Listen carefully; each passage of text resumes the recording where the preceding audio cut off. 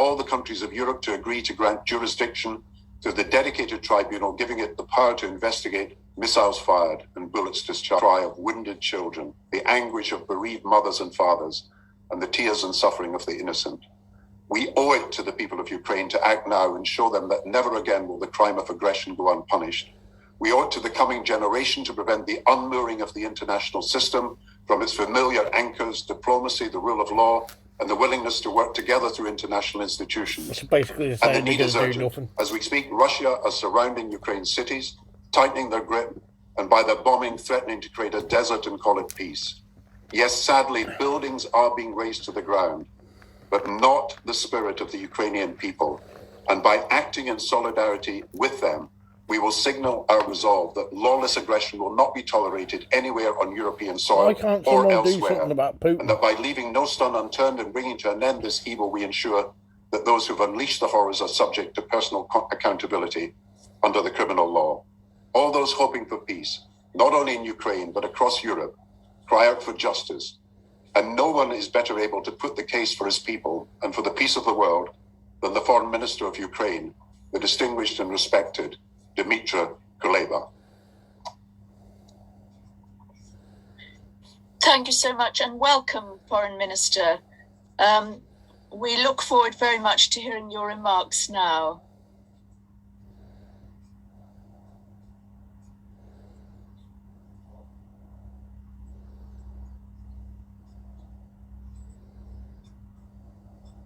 I wonder if you're on mute.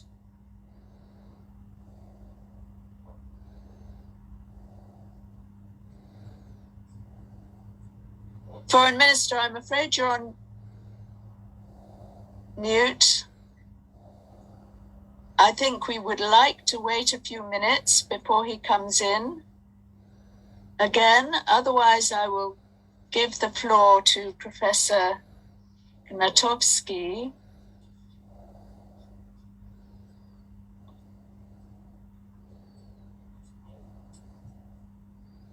I think we're nearly there.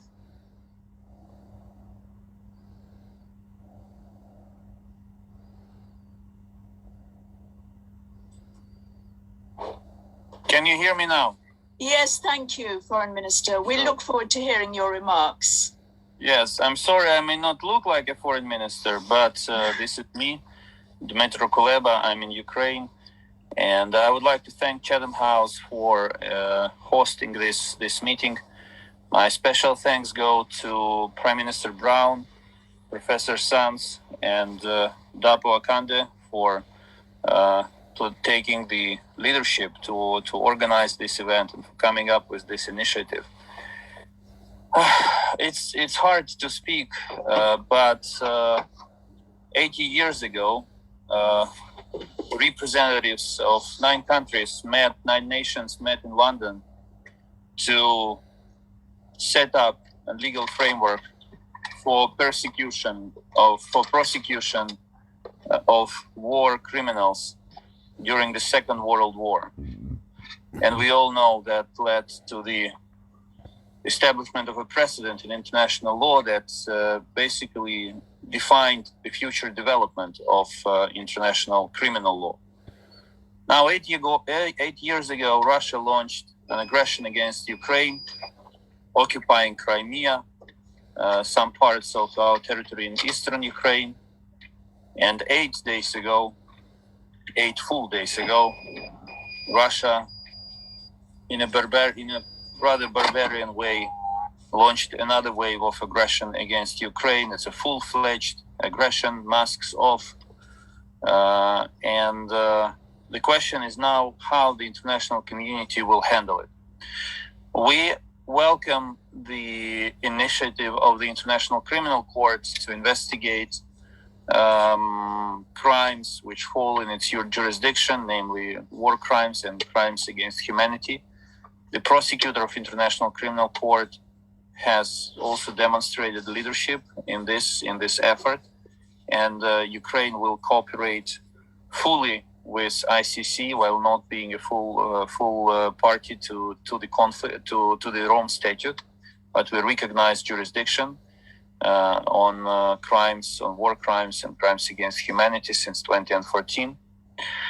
And so the moment I learned about the initiative to set up a tribunal, a multinational tribunal, to investigate the crime of aggression against Ukraine, I immediately said yes. And this yes comes from me not only as a person, but also as a representative of the government of Ukraine.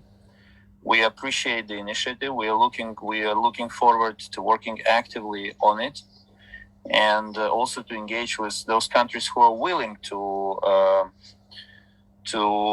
take part in this important undertaking. The aim of this initiative is not to replace International Criminal Court or any other jurisdictional bodies, but to fill the gap that exists in international law, and to use the experience of international community and international law for the benefit of the people and of the world order based on international law. When bombs fall on your cities, when soldiers rape women in the occupied cities, and we have numerous cases, unfortunately, when Russian soldiers rape women in the Ukrainian cities, it's difficult, of course, to speak about the efficiency of the international law. But this is the only tool of civilization that is available to us to make sure that in the end, eventually, all those who made this war possible will be brought to justice. And the Russian Federation, as a country that committed an act of aggression, will also be held accountable for its deeds. We are using all tools available, including ICJ. You may have heard about our application on the Convention on Genocide, the European Court of Human Rights, our application to ICC, and I appreciate the referral of the case by 39 countries who are ready to support Ukraine in this. But really, we need to fill the gap on the crime of aggression. And therefore, I would like to support the declaration and the statement calling for the setup of the special tribunal for the punishment of the crime of aggression against Ukraine. The recent UN General Assembly resolution named Aggression Against Ukraine was supported by 141 countries, which is unprecedented in itself, and it gives us the political ground to move forward with this initiative. So on behalf of the government of Ukraine, once again, we are ready to move on. We are ready to work with anyone who is willing to bring Russia to an account. And I call on all of you who participate in this meeting to contribute to the establishment of this tribunal. And I also call on all media who follow this online meeting to spread the truth about Russia's crimes against Ukraine and to advocate the establishment of such a tribunal. Thank you very much. I will have to switch off and continue my travel, but I appreciate that all of you stand by Ukraine.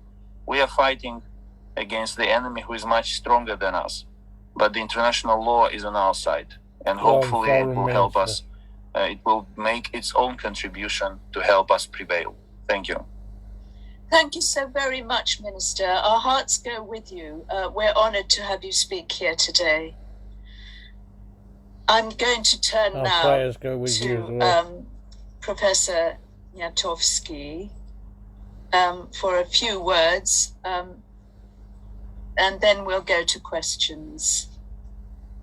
Professor, could you unmute yourself? Thank you.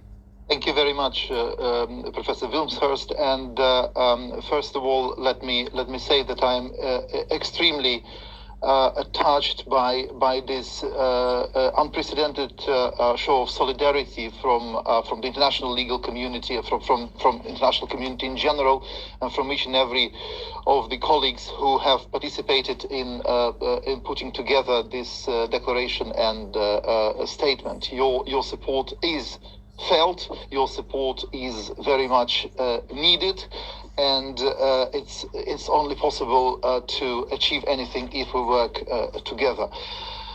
And of course, I fully agree with the previous points, especially points made by all the speakers today, each and every one again, and of course my foreign minister. Ukraine has consistently demonstrated that it believes in international law, that it believes in international justice, and it will do everything it can for justice to prevail, even under the circumstances that, as Minister Kuleba has just mentioned, create a lot of frustration again concerning international law and its efficiency. Ukraine has never hesitated to submit itself to jurisdiction of international courts and tribunals, and this has been consistent with the International Court of Justice, and also with giving, despite the constitutional difficulties that we had with our constitutional court, giving consent to the jurisdiction of the International Criminal Court. Ukraine, in the current situation, Ukraine clearly wants that the perpetrators be punished. And Ukraine believes that this is the moment when we have to move forward also in developing international law, because the current architecture is very much advanced as compared to the situation, to the pre-Second World War II situation, but still the gap about which the colleagues have spoken, namely the absence of an efficient mechanism to prosecute the mother of crimes, the crime of international co-international crimes, the crime of aggression is still missing. The crime of aggression is criminalized in Ukraine's criminal code, by the way, in Russia's criminal code as well.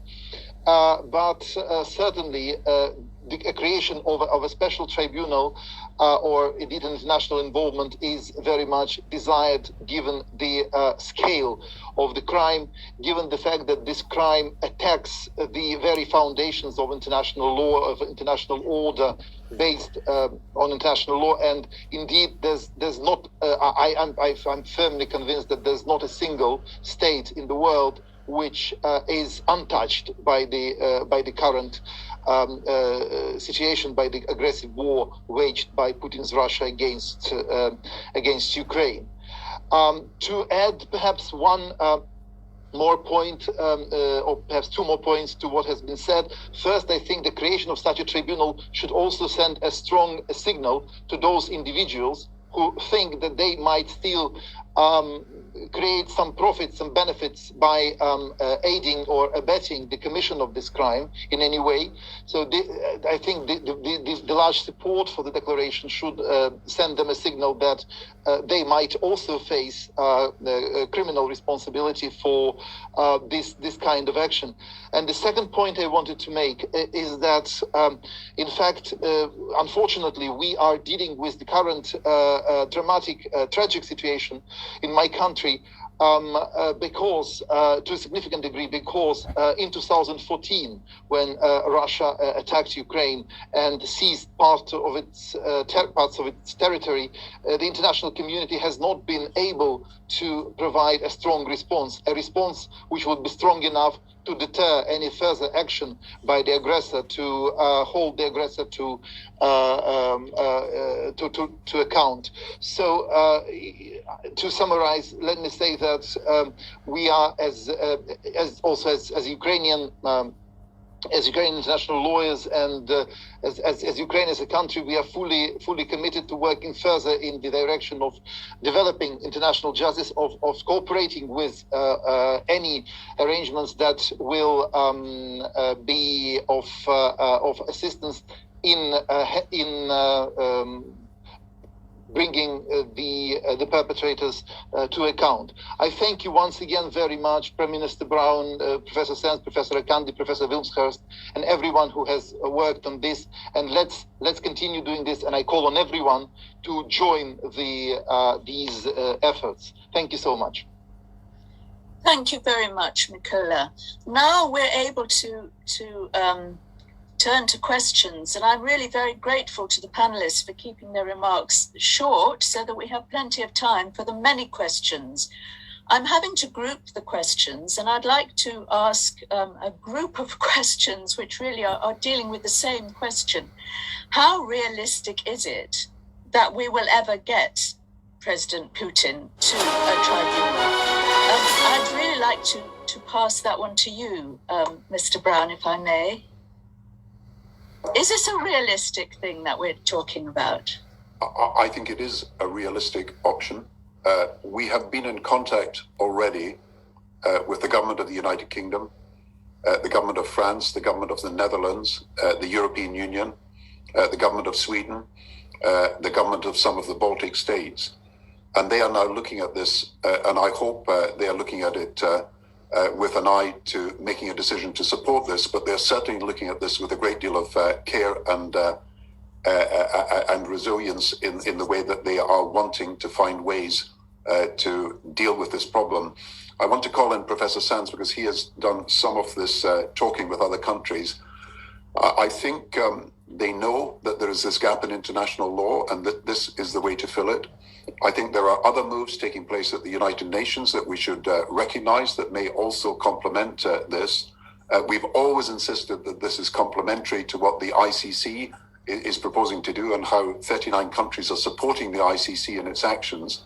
And I do think we've got to get to the heart of the issue, that this is an act of aggression, it's a crime against peace, and you have to investigate it and you have to hold those responsible. So we are hoping that the governments across Europe initially will take this up. And I'm going to ask Professor Sands to add to this because he has been in talks with other governments and I've been in talks with some of them. Thank you. And before I pass that over to you, Philippe, Gordon Brown mentioned the UN dimension, and some of the questions concern the basis on which a tribunal could be established. Isn't this really a matter for the United Nations? Of course, not the Security Council, but the General Assembly. Could you take those up together? Philip, would you want to go first? Sure. Thank you, Gordon. Thank you, Elizabeth. Well, just on this last point, I mean, one of the things we've learned since the horrors of Yugoslavia and Rwanda, where there is the political will, it is possible to create tribunals. It's as simple as that. It's not that there's a rule of international law against it or you can't do this or the other. It's all about political will. If states want to do it, it can and will happen. And the talk within the UN context has been of creating a tribunal on the basis of an agreement, a treaty between the United Nations and Ukraine. And there is precedent for that in recent years. So yes, it is possible to do it. It depends on political will. Will it happen? I can't predict. One thing I've been struck by is I've now talked directly or indirectly to probably more than a dozen governments, and there is a very close reflection going on. There are obviously serious questions to address on how one would do this. It's something that perhaps DAPO can address in due course. I think we felt at this stage with Professor Gnatowski and the foreign minister, we should deal with the issue of principle. Do we want such a thing? And our answer to that is yes. If we want it, then it could be done. I come to Gordon's passing on of the question, could one ever imagine Mr. Putin in the dock? Who knows? When Charles de Gaulle and others met in London in January 1942, it must have been unimaginable that ever Nazi leaders like Hermann Goering and others would find themselves in the dock. And yet 3 years later, that is what happened. Equally, when Herschel Lauterpacht coined the legal term crimes against humanity, when Raphael Lemkin invented the word genocide in 44 and 45, they had no idea that these terms would take off. So I think our responsibility is to marshal the ideas, show how it is to be done, and express the hope that it is then for governments to take forward those ideas. But law tells you and experience tells you that the impossible sometimes is capable of happening. In 1945, the imminence of the creation of the Nuremberg Tribunal was the basis for negotiations with some very senior people around Adolf Hitler, which caused them to cut deals and to avoid prosecution themselves. And I think one of the ideas would be that those in the inner circle might at some point say to themselves, Do I really want to be associated with this? Am I willing to break ranks? And am I willing to assist in these investigations? Who knows, but it's not impossible. Thank you very much. We have had one question. I don't know who to address it to.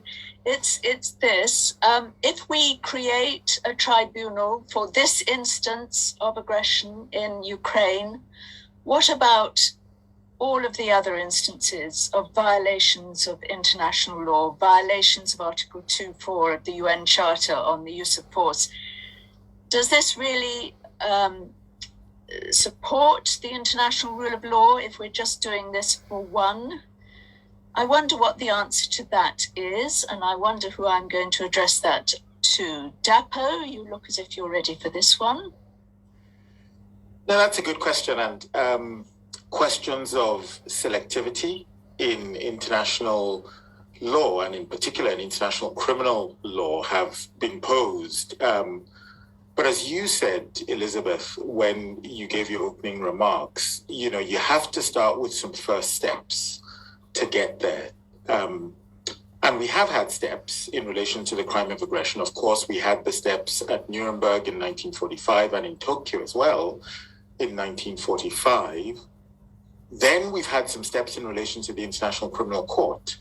And we've made some progress in relation to the International Criminal Court with regard to the crime of aggression. But for the reasons that we've given, the court doesn't have jurisdiction in this case. At least at present, it doesn't. And so because the ICC doesn't have jurisdiction over the crime of aggression in this particular instance, do we say, well, we do nothing? Or do we pursue other means that are legally available?